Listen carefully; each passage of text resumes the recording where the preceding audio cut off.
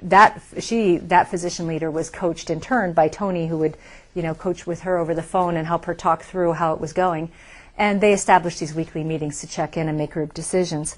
And after 6 months, there were some improvements. And not surprisingly, mostly among the physicians. It was pretty dramatic. And one reason for that was not only what was done there, but one of the neonatologists who was not, she wasn't necessarily the weakest early on, but she was the second in this case, they actually did individual scores for the physicians and not just group level. But she just was not interested in changing. And one of the assessments was she didn't seem to be interested or able to take the perspective of another party. And so she was actually let go, and the new person that came in was so that's part of what bumped the score up. But even the ones who stayed improved.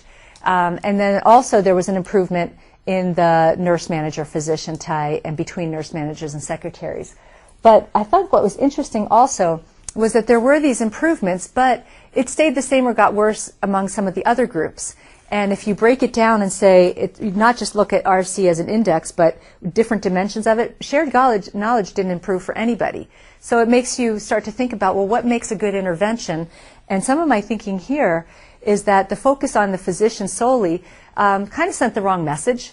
It overlooked the other groups, and that if you're really thinking about a work process, your intervention should be more inclusive, and the intervention should perhaps include some process improvement component so that people are becoming more aware of how they interact around the work and not just thinking about the relationships, but the relationships in the context of the work process, so you can build shared knowledge about what are the roles that we're each playing and how do they reinforce each other.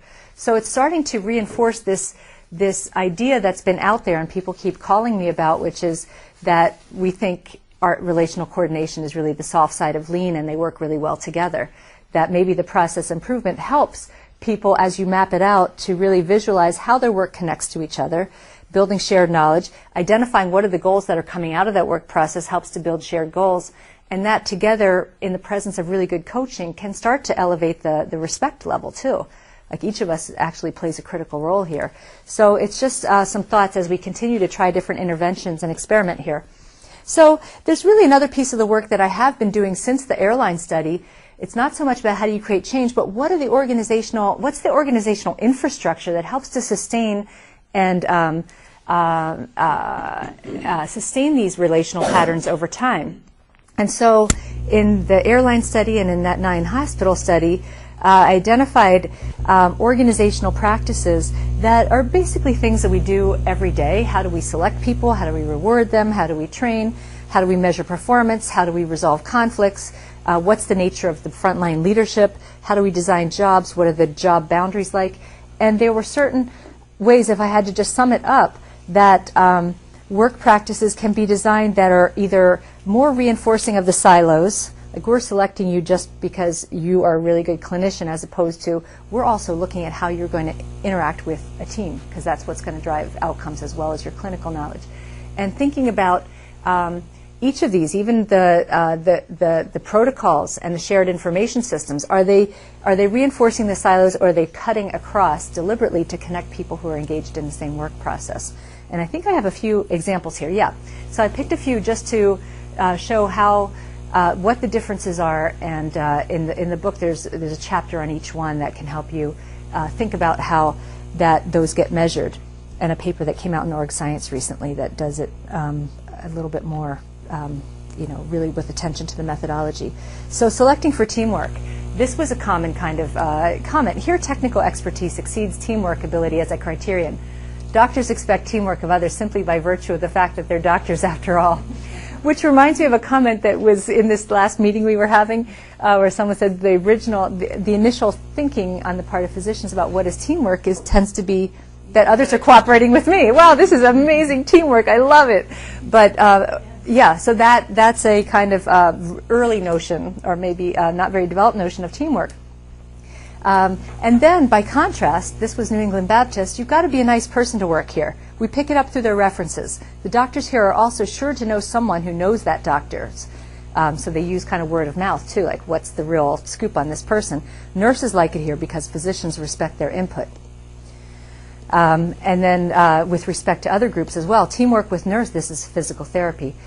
Teamwork with nurses is always important. We're always dealing with them. So is teamwork with physicians. We need to know if the physical therapist has an attitude toward physicians because it's so important to communicate with the doctors. And then finally, you can be the best social worker in the world, but if you can't work with the other disciplines, you can't work here. Some are very good diagnostically, but it's the communication skills we're looking for. So they would say, for example, they tended not to be able to hire social workers who had been in practice where they were working by themselves because they weren't used to being questioned and kind of challenged by other disciplines. So they said it's like practicing in a fishbowl here, and you have to be ready to engage in those relationships in a constructive way that comes to a good resolution for the patient.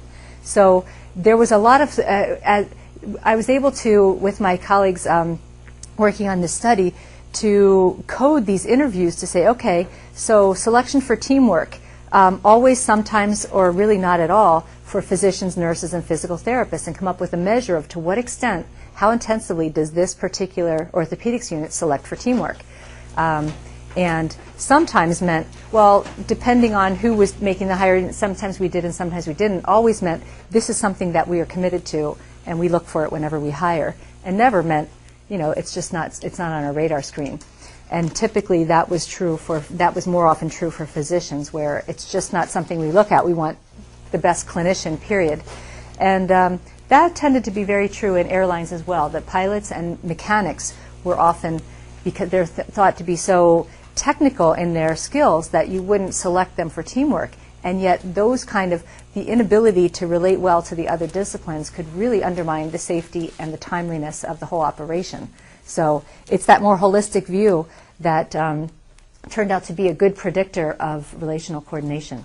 So just one more example here, because I want to open up before long, and that is how you think about measuring team performance. So as we all know, the traditional ways are QA and utilization review, one for quality and one for resource utilization. The Quality Assurance Committee is strictly, this I think was, I don't remember which hospital, maybe Baylor. The Quality Assurance Committee is strictly departmental and it's strictly reactive. Everybody's giving reports to QA, but nobody is listening or learning. The QA committee satisfies hospital-wide reporting requirements, but it's not effective. We have board members on that committee, but we still can't get it to work. People have a bad attitude when they go. It's a lengthy, cumbersome meeting. And then there was some, I think this was the Brigham, there was some evolution that we saw across hospitals where they were moving from QA to QI. Quality assurance used to be completely reactive here with incident reports. There would be a review to determine injury or no injury. QA is more real-time now, not so reactive. But we don't have a full system in place yet. It's evolving. It's not cross-functional yet. Usually I take the nurses, the chief of service takes the physicians, there's finger pointing. It's like lining up on different sides and who caused the problem kind of thing, just like I was seeing in the flight departure process where, you know, I remember going into Continental one time in Cleveland, and it wasn't, this was not unusual, but there was a day when I wasn't able to get interviews with anyone, and I'm like, where is everyone? Oh, they're in a delay meeting. What was the delay? Oh, it was about a week ago, but we still haven't figured out whose fault it was. So because there were real impacts on their little report card if it was their delay. So it's not like they were in there trying to figure out how to make sure it never happens again. Trust me, it was who's going to take the fall for this, and that's a very different process, problem solving versus blame avoidance. So there are systems that reinforce that, often set up around functional mechanisms. So this is more where I think the system is evolving in many hospitals. We have a history of punitive measures. Now it's what makes competent people fail. What in the system failed? What piece of information was missing? We're looking at a learning perspective now. It's still a QA function, but now it's more like quality improvement. And one more, this was New England Baptist, which really was the furthest along in this area. We have a bone team which includes the service line director, the case management supervisor, the head of rehab, the VP for nursing. So they're even going beyond the hospital itself to solve system problems. The nurse manager, the clinical specialist, 3